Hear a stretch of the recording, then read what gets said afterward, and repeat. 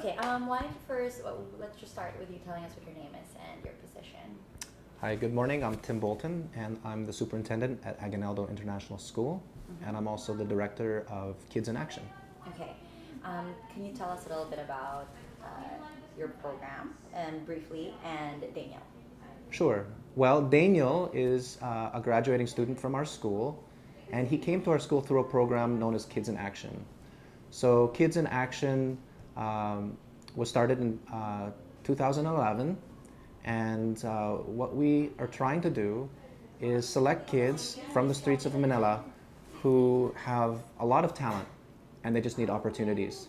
So with Kids in Action, the kids are introduced to tutorials in math, in Filipino subject, in English.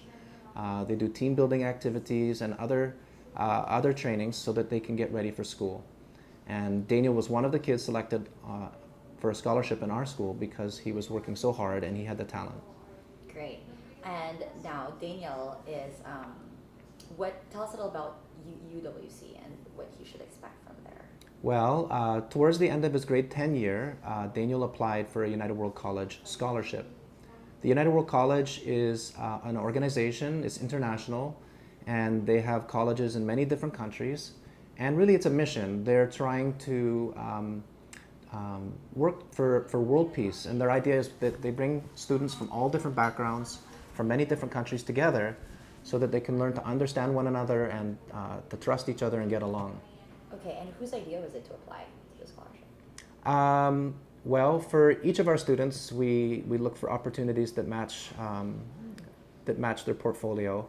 In the case of Daniel, we knew he had a special story. Here's a kid who grew up selling flowers on the streets of Manila. He couldn't afford to go to school, but luckily for him, an organization called Child Hope discovered him, and they provided advice for him, a social worker, and they were able to get him back into school. It was not AIS. That's right. It was actually public school. Then, when we were starting our Kids in Action program, we partnered with Child Hope, and we asked them to help us find students in this part of Manila, in Malate, kids that are on the streets but have the spark, the talent, kids that are likely to succeed in school.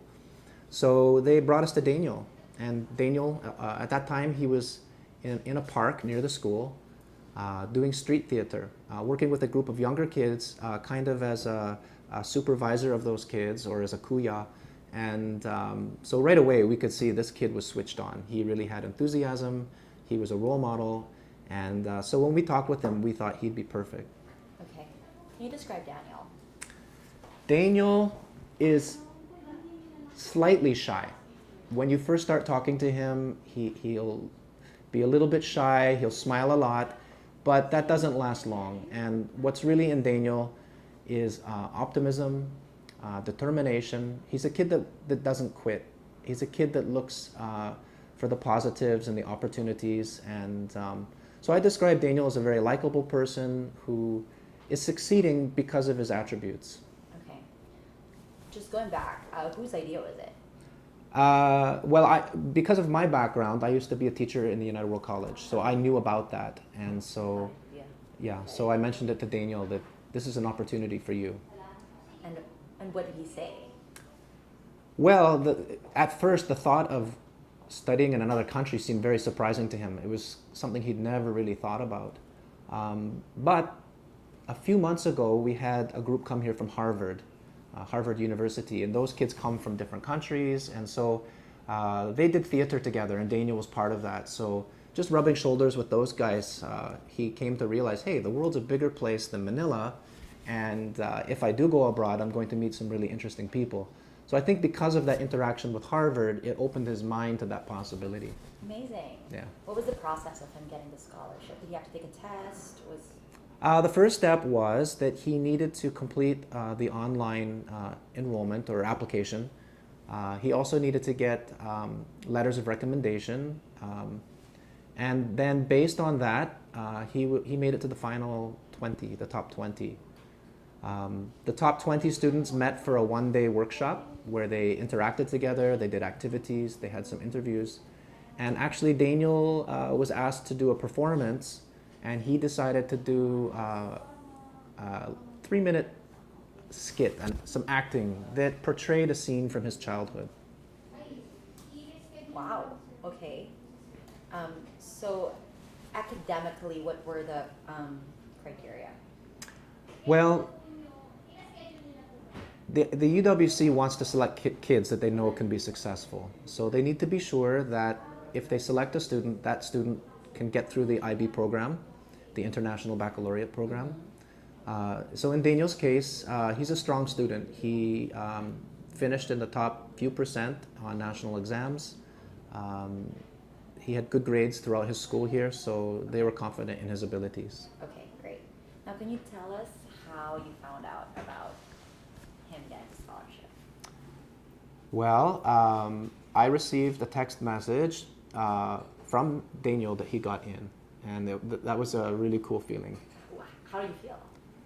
You know, as a teacher, you know that you're doing good things, but you don't often see the results. They happen slowly and gradually, and often by the time students are really successful, they're already grown up and you're not in touch with them. So this was a really tangible moment as an educator to see that this is a kid who 2 years ago really didn't have a lot of opportunity, and now here he is with one of the best opportunities. You know, not many kids in the world get to go to a United World College, so for me that was such a great feeling, and I was you know, a lot of people, not just me, we were really like pumping our fists and jumping up and down, and it was really cool. Do you expect him to get it?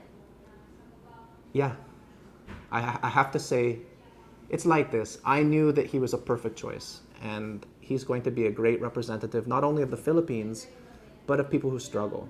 So I thought that his story matches so perfectly with the ideals of the UWC. So I thought, yeah, he's got a really good shot. But there's always that doubt, you know, maybe they'll have certain reservations, maybe there'll be other strong candidates. So it was never a guarantee, but I always knew that he had a really good chance. And somehow in my heart, I thought he was going to get it.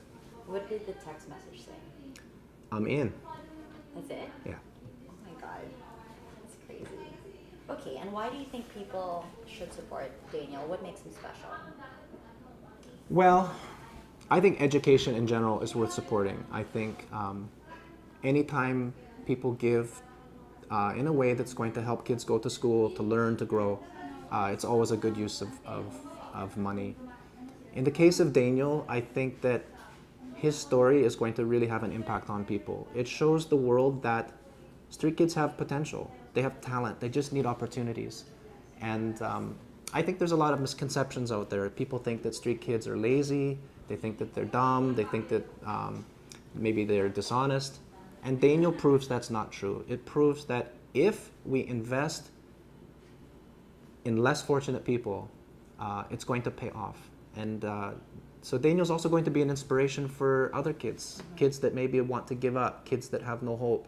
Daniel can show that if you never give up, good things can happen.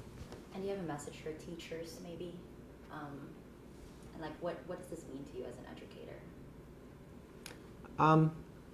Well, I guess it means a lot of things.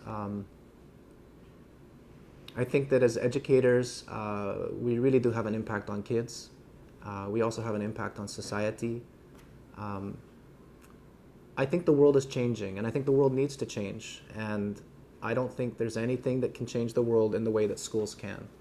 So Daniel shows that schools are powerful, and so I think that's really a message for educators. And I think also service, you know, when schools fully invest in an outreach program, they're not just preparing kids for the world, they're actually changing the world that kids are going to step into when they grow up. So for me, I think the message for teachers is also that outreach programs and service really can be an integral part of a school to make the world better.